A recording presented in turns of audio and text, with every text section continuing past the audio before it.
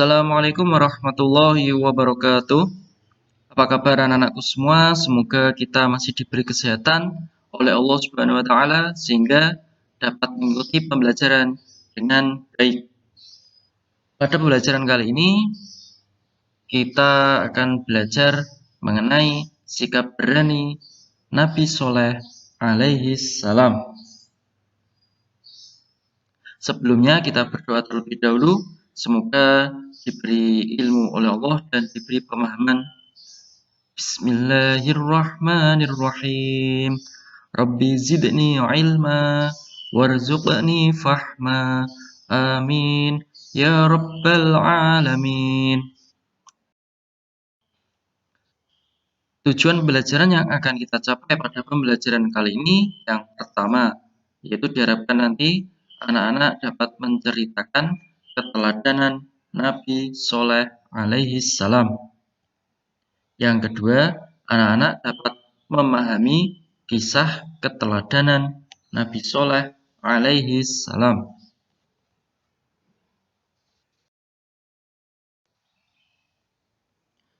Nabi Soleh alaihi salam. Nabi Soleh alaihi salam merupakan salah satu utusan Allah yang diturunkan kepada kaum Samud.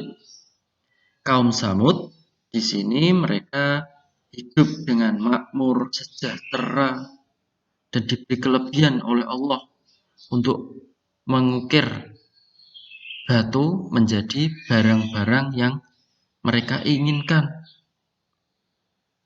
Sehingga dengan kekayaannya, dengan kejayaannya, kemakmurannya, kaum Samud di sini sangat kaya raya. Hal ini yang membuat kaum Samud menjadi sombong. Untuk itu, maka Allah memerintahkan Nabi Soleh alaihissalam untuk berdakwah kepada kaum Samud. Nabi Soleh berdakwah dengan cara yang baik, jujur. Jika ada masalah diselesaikan dengan musyawarah. Mengajak kaum Samud untuk menyembah Allah. Tetapi kaum Samud di sini banyak yang menentang, menolak. Bahkan kaum Samud ingin bukti bahwa Nabi Soleh itu merupakan seorang nabi. Disuruh menunjukkan buktinya. Mukjizatnya apa? Jadi seorang nabi itu diberi Allah berupa mukjizat. Mukjizat itu merupakan keistimewaan yang dimiliki oleh para nabi dan rasul. Tugas kalian yang pertama, nanti kalian dapat menceritakan keteladanan Nabi Soleh ya, melalui rekaman suara saja. Jadi tugas ini nanti dapat kalian ceritakan keteladanan Nabi Soleh, hal-hal apa saja yang dapat kita contoh dari Nabi Soleh melalui rekaman suara. Kita lanjut. Sehingga Nabi Soleh mengajak kaum Samud pergi ke kaki gunung. Ya. Mereka diperlihatkan kalau ingin melihat mukjizat Nabi Soleh, maka mereka diajak ke kaki gunung. Itu dilihatlah batu yang sangat besar sekali. Dengan biidnillah, dengan izin Allah, Nabi Soleh menunjukkan mukjizatnya. Ketika itu, maka terbelahlah batu besar tadi dan muncullah seekor unta betina dari dalam batu. Unta ini disebut dengan naqatullah. Ya, jadi naqatullah itu artinya unta Allah. Allah itu dalam menciptakan segala sesuatu itu pasti bisa, meskipun hal-hal yang tidak mungkin.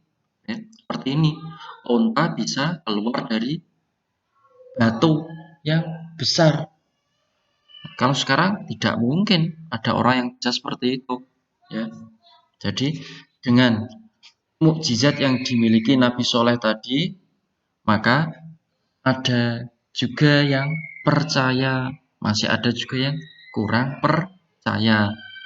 Setelah itu kaum Samud diperbolehkan, ya, untuk apa?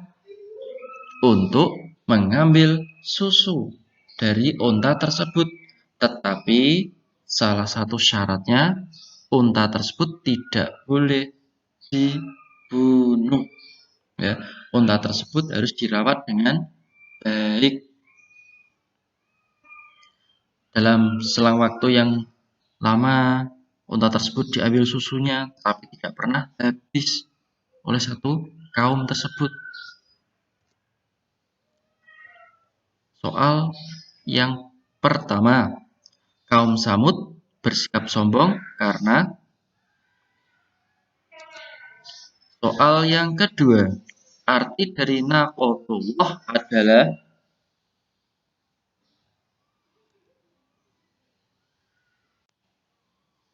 Tetapi sepeninggalan setelah ditinggal oleh Nabi Soleh, unta tersebut malah dibunuh oleh kaum Samud.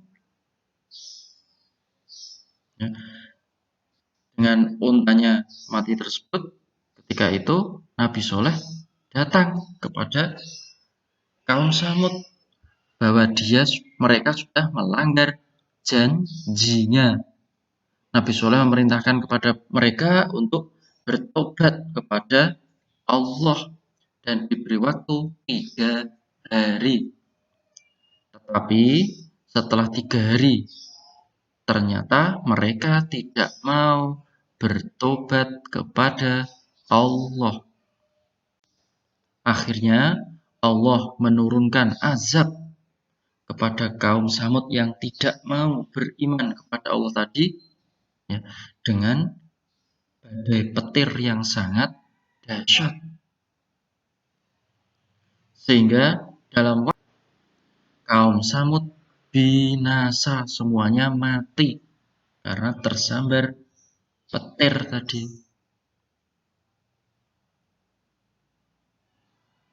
Dengan begitu, kita dalam meneladani kisah Nabi Soleh tadi, kita harus berani. Berani apa? Ya, berani bertanya sebagai siswa ketika kita belum memahami pelajaran. Jangan diam saja, ya. Selanjutnya, selain itu, kita harus apa? Berani karena kita berbuat benar, ya. Misalnya, ada teman kalian yang berbohong, kalian tahu. Nah, kalian harus berani mengatakan bahwa dia berbohong, tidak boleh, itu merupakan perbuatan dosa.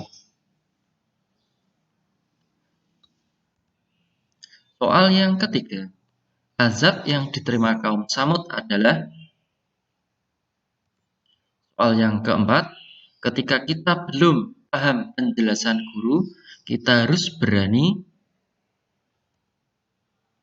Menuntut ilmu harus dilakukan sejak. Demikian pembelajaran kali ini, semoga dapat bermanfaat. Mari kita tutup dengan bacaan hamdalah bersama-sama. Alhamdulillahirabbil alamin. Wabillahi taufiq wal hidayah. Wassalamualaikum warahmatullahi wabarakatuh.